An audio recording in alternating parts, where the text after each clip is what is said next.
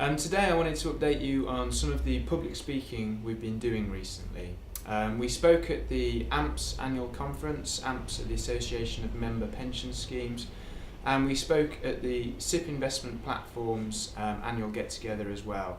So the audiences in both of those gatherings were SIPP providers, SaaS providers, and people in and around the small pension and member pension world. We spoke about alternative investments and we gave a talk entitled The Rise and the Fall of Alternative Investments, and we talked a bit about some of the reasons that alternative investments have been popular, some of the reasons why it does make sense to have alternative investments within a portfolio, and we also spoke about some of the reasons that market has done quite poorly and has changed as more entrants have come into the market. We have seen evidence of mis-selling and of poor quality products, and really it's left a very bad taste in the mouth, and a lot of people have moved away from alternative investments and feel that it's a toxic asset class. In both of those public speaking events, we conducted a poll of the audience just to get a sense of how they felt about alternative investments. One of the key questions we asked was, should alternative investments form part of a portfolio, and if so, how much? Across both audiences, so at AMPS and at the SIPP Investment Platform event, the majority agreed that there was a role for alternatives within a portfolio, and they felt that role was to help diversify a portfolio by having non-correlated assets within a portfolio to protect against stock market falls. The vast majority felt that between 0 and 20% was the appropriate concentration within a portfolio. There was very, very few people who felt that there should ever be an allocation of more than 20%, and there was a small minority that also felt that there should be no allocation at all. So the vast majority of our audience agreed that there was a role for alternatives, but only in small concentrations between 0 and 20% of a portfolio.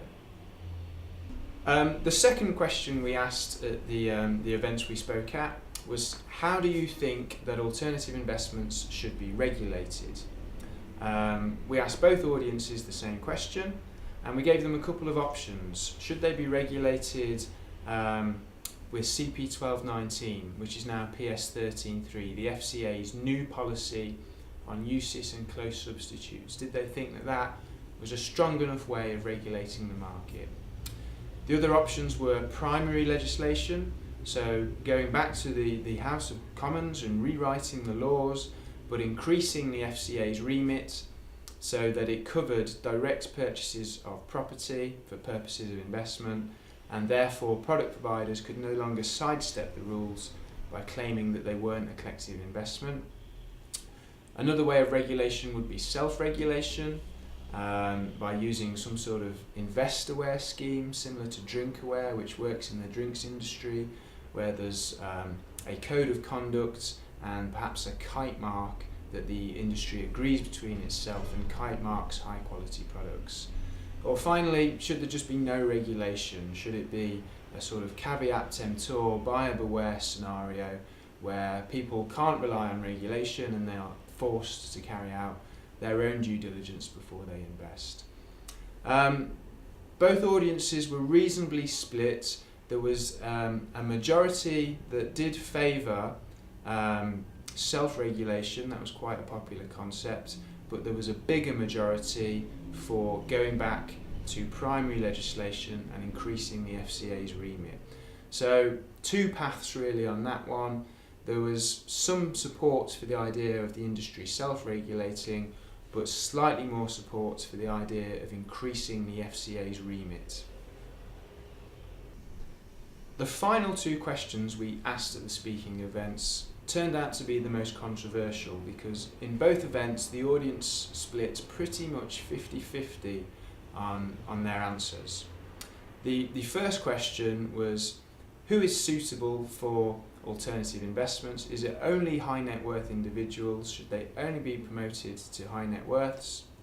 or is it anybody? And the audience split 50-50, so there was no industry consensus on that point.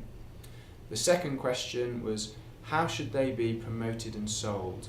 Should it only be advised sales, so only through professional, regulated advisors, or can we have execution-only sales? So individual retail customers, if they've found something they like, they're entitled to purchase it without being obliged to seek and pay for advice. And again, both audiences split 50-50 on that point.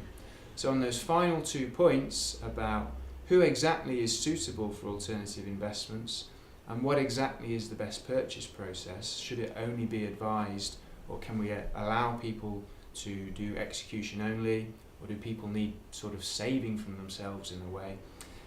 The room split 50-50, there was no industry consensus.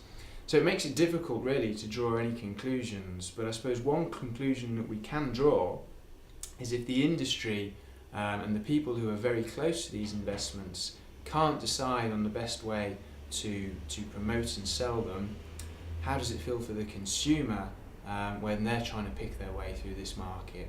So there's some issues there for the alternative investment market to face up to and to deal with. If that was interesting and you're keen to find out more about alternative investments, how they're regulated or what's happening in the market, then give us a call or check out our website.